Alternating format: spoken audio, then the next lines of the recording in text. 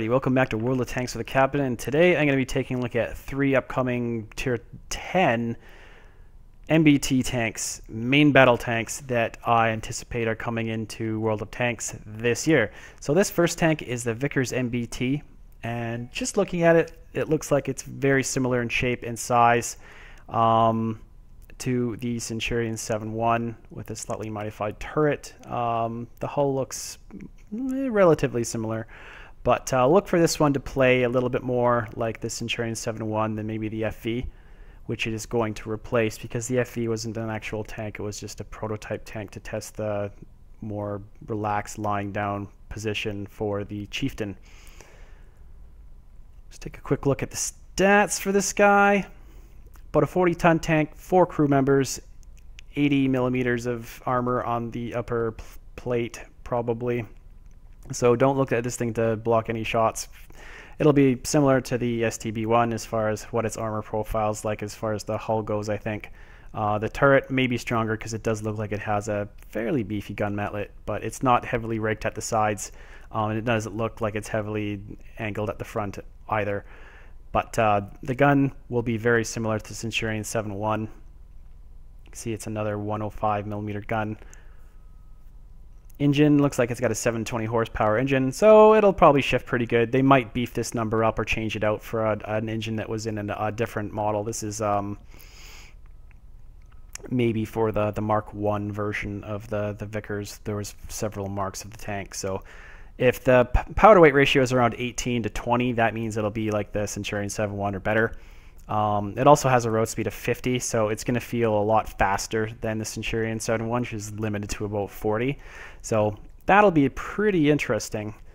You can see here, gun mantlet, it's fairly swept back from here to here. So it's from the front, turret doesn't look too bad, but if you're shooting it from the sides, it looks like it's a fairly easy pen. Again, the hull, even though it's angled, doesn't have enough armor to block anything that's probably anything above tier 6 or 7. So probably look out for that. This is an Indian version of the same tank. You can see it's got a different box set on the side of the turret. Looking at it from the back, it's a rear engine tank with a more front-mounted turret.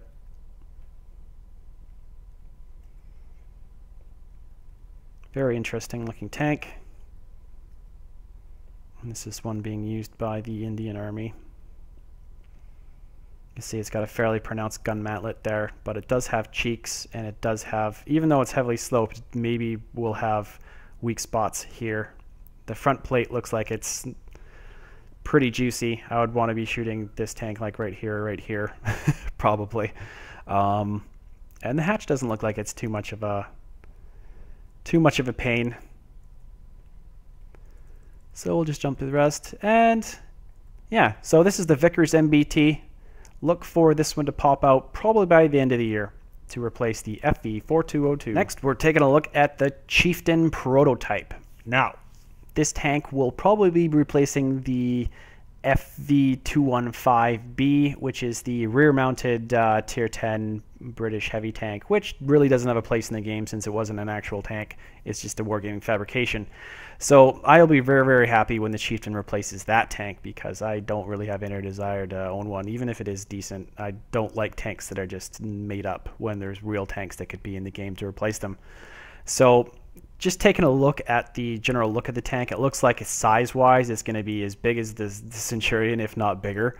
And being that it is an MBT, it will have a better speed profile. Looks like it's going to be a little bit more agile. It'll be interesting to see how this thing feels compared to the Vickers. So it'll have a crew of 4. Looks like it's about 55 tons, so it'll be fairly heavy. But I assume that the engine will be more than capable of hauling this thing around to a pretty good speed, since the maximum speed will probably be anywhere from 43 to 50. I might drop somewhere in the middle just to make it feel different from the Vickers. Except this thing's going to come with a 120 millimeter rifled tank gun, and I assume this thing is going to be a monster of a gun. It'll probably have about 270 pen, 400 damage, very similar to the Centurion 7-1. I assume the aim time is probably going to be about 2 to 2.3, And rounds per minute, I assume it'll probably have a little bit longer reload speed of probably about 7 to 7.5, more like the Leopard than like the Soviet mediums. So you've got an elevation, gun depression of -10 and 20, so you'll be able to use this turret hull down really confidently because it has a 200 millimeter turret, and you can see some of the stats here that some other people have dug up. You got about 200 millimeters in the turret, so with the angles and stuff, people are anticipating it being about 300 millimeters protection. So think T-32 type protection, I think. Probably pretty hard to penetrate. It doesn't look like there's too prominent of hatches to shoot at, but we'll have to see.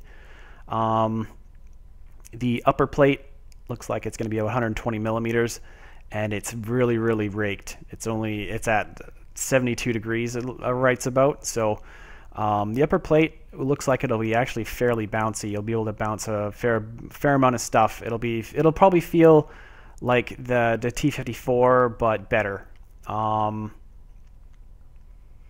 And the lower plate, probably, typical wargaming weak spot. These are stats that someone else came up with for the tank, as far as the engine and like the horsepower per ton and everything.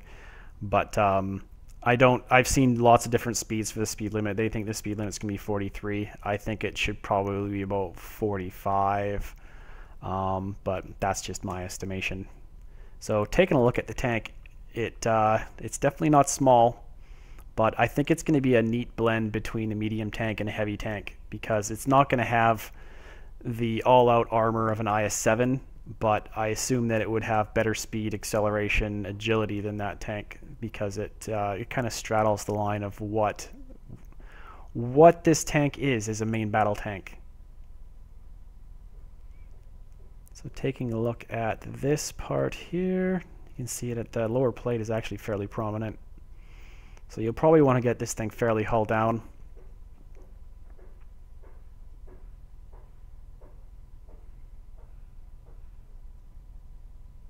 And this is not what you want. You don't want this gun shooting at you. So that is the Chieftain. Lastly, we've got the AMX-30, which is proposed to be the Tier 10 medium tank. That's an MBT from the French, and this isn't probably going to replace any tanks, but would be probably a branched model that is going to be a single shot gun tank as opposed to the auto loading variety that most people are familiar with the French tanks. So just looking at it here, you can see that it has more of a smaller layout, I think. More akin to the Leopard and the Leopard prototype as far as its size, and that's reflected in its speed and stuff as well. So we'll just get over to its stats right quick. So the tank's not going to weigh a lot. It's only about 36-ish tons. Got 4 crew. You've got next to no armor. You only got 80 millimeters of armor. The turret might be stronger. It looks like it's fairly heavily sloped back, and even on the sides it's got some sloping, but I wouldn't count on this thing being a greatly armored tank in any way, shape, or form, other than maybe around the front of the tank like the STB-1. So I would say this thing is going to feel like the STB-1 and the Leopard more so than most of the other medium tanks in the game. So we've again got a 105 millimeter main gun, which will probably be very strong. I assume it'll probably have between 250 and 280 pen, probably around 400 damage, probably a pretty decent aim time of 2.1 to 2.3, and probably a reload that's about similar to most other tanks in that of that range, about 7 seconds per reload, 7.5 seconds, I assume somewhere in there. Engine will probably be, I don't know what the engine will be, but it will probably be between 650 and 850 as far as the engine goes. Whatever is going to make this thing feel significantly different. than the other tier 10 mediums. It's probably what they'll just do to make it feel as different as they can. I know the tank actually had transmission issues, so that won't ever get modeled into the game, but it might affect whether it accelerates quickly or might not. Maybe they'll just ignore that fact completely. But do look forward to a 65 km/h top speed. So very fast, very quick, probably will change direction quite well. Looking forward to this tank, probably the most out of all the main battle tanks that are proposed to go into the game. It looks like it has a very sleek, low silhouette from the back and the sides. You can see the turret is actually quite long, but nicely sloped and has some odd angles that let it sweep back. The upper plate looks like it kicks up a little bit right in here, but it is heavily sloped. But even when you have, well, if you have 80 on the upper plate, even having it sloped like this, you're not going to be bouncing shots probably from anything other than tier 7 tanks. So just keep that in mind. You can see here it's sitting beside the Chieftain. So it's not a small tank, but it looks pretty damn nice. I really think it's a beautiful looking tank to me. I think it's a little bit prettier looking than Chieftain, but that's just my opinion. But that's just an aesthetic, and I don't think it really has too much bearing on how well the tank's going to perform. So this one's all done up in its bum outfit. It looks like it's like a derelict tank. One thing that we're probably also going to get out of this one is really good gun depression. It looks like the gun can point down quite well. So I would assume this thing's probably going to have -8 to -10 gun depression easily, with probably pretty decent elevation angles. And I hope they do something about this huge turret tumor, because that's going to be a massive weak spot popping up over a hill before your actual gun does. So we'll see whether this makes it into the game or not with that sort of turret. But that hatch is... Look at that hatch. Oh boy. So we'll see. So yes, this is the AMX 30. Looking very much forward to this tank. I really think it's going to be cool, and I'm looking forward to more tanks that aren't auto-loading tanks, that are fast and let you relocate. And just, I don't know, I think these fit into what the Wargaming's trying to do with the new maps. So thanks for watching, and I'll see you on the next one.